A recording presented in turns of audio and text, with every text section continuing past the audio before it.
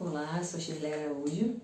Estamos aqui saindo do mediano para o extraordinário com atitudes práticas, trazendo alguns conceitos da administração, do próprio conceito de mentoria, de coach, para a gente aplicar no nosso dia a dia.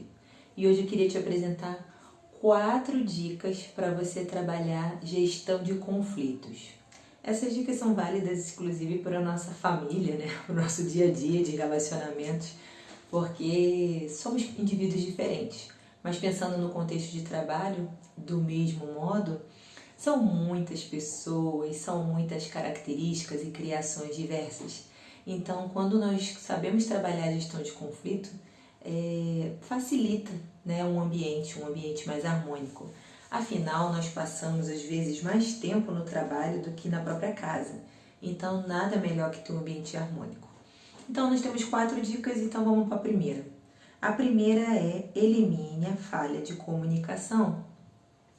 E isso no trabalho pode ser feito através de um resumo por e-mail do que foi acordado. Isso pode ser através de uma comunicação objetiva, falando óbvio. Nós já falamos isso em outros vídeos que tratamos de comunicação, mas o óbvio precisa ser dito. Pode ser também abrindo o canal de que, olha, estou te mandando e-mail com resumo dessa conversa, mas se ficar alguma dúvida, me pergunta. Isso nós estamos falando no trabalho.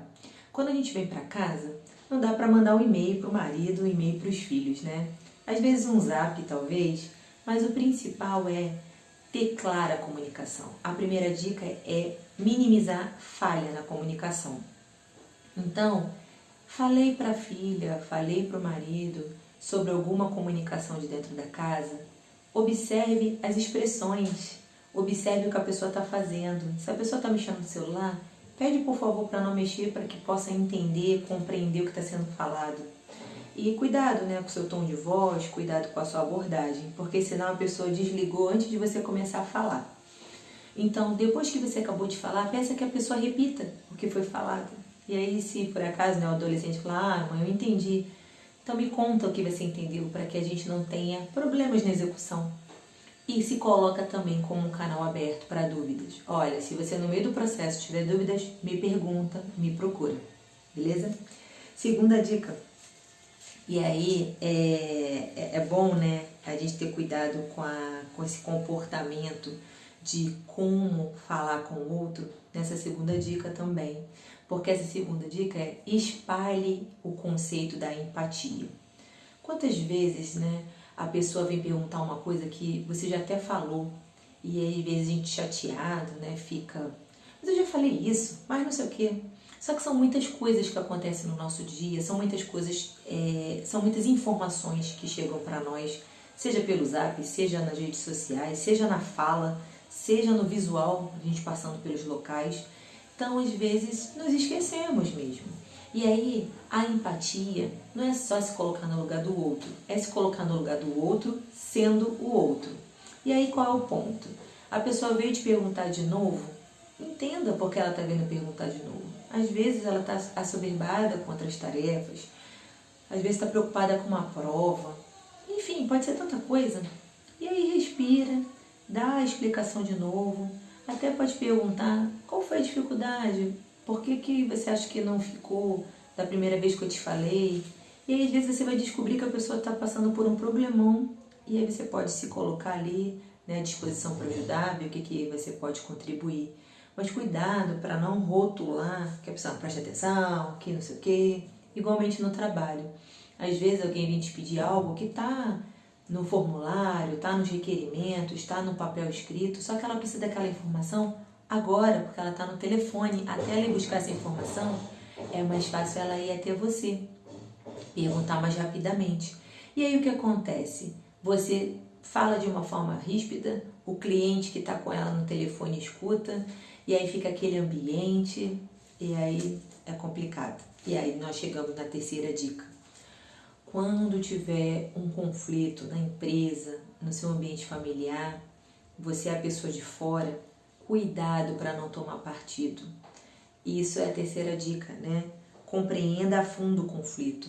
Porque quando você toma partido, piora muitas das vezes o conflito. Então você precisa Vamos acalmar os ânimos, cada um para sua sala, cada um para o seu quarto, cada um para o seu canto. Quero escutar vocês. E aí vai escutar de forma imparcial. Escuta o que o outro... Ah, mas aquele é sempre da confusão. Pera, vai escutar. Escuta a versão do outro, escuta a versão de um, entende o que está acontecendo e proponha soluções. Sem, porque fulano tá certo, porque você sempre faz assim. Não. Escutou as duas partes, viu que está tendo um problema, como a gente resolve isso? Olha, eu entendi seu ponto de vista, mas é dessa maneira, dessa maneira. Não precisa citar que o outro está certo, que o outro isso ou aquilo.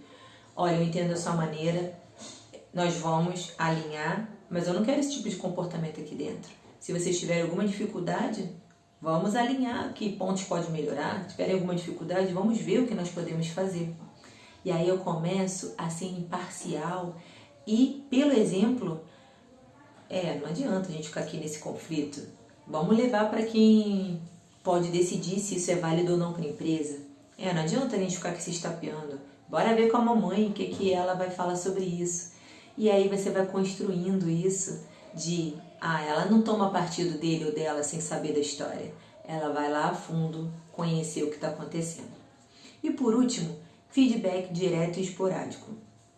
Às vezes, se tem conflito, porque a gente faz um comando, fala alguma coisa para a pessoa fazer, realizar, entregar, e não volta ali no meio do processo para falar, tá legal, olha, é esse o caminho. Ou, olha, acho que eu não fui claro na minha comunicação, eu preciso de gráficos em formato pizza para poder apresentar para os diretores, e não uma planilha de Excel dessa maneira. Refaz, por favor. Mas aí é pontual, você está ali no meio do processo e dá feedback. Feedback, esse retorno da tarefa, não é só positivo não, é um retorno. E aí quando a pessoa não sabe o que ela está fazendo, para onde ela vai, complica. Então qual é o nosso papel quando a gente está vendo que isso pode gerar um conflito porque está sendo feito errado, porque não foi entendido, e aí volta lá na primeira dica, o ruído na comunicação. Feedbacks específicos e esporádicos. Lembrando sempre, também já foi assunto de vídeo aqui no canal, fale do comportamento, fale da atividade e não da pessoa. Você realmente é um desligado, não entende nada? Não. Tá tendo ruído na comunicação, não é isso que eu preciso disso. Ponto. Você ouviu o que a pessoa fez, você falou que precisa melhorar e fim do assunto. Não tem você é isso, você é aquilo, sempre que eu peço. Para também de ficar nesse reme-reme, trazendo coisas de 1912 para a discussão. Isso para os relacionamentos também, principalmente você mulher. Nós temos esse mau hábito, trazendo coisas de 1974 para a discussão de agora. Respira. E lembre-se, 4 dicas para aplicar a gestão de conflito aí.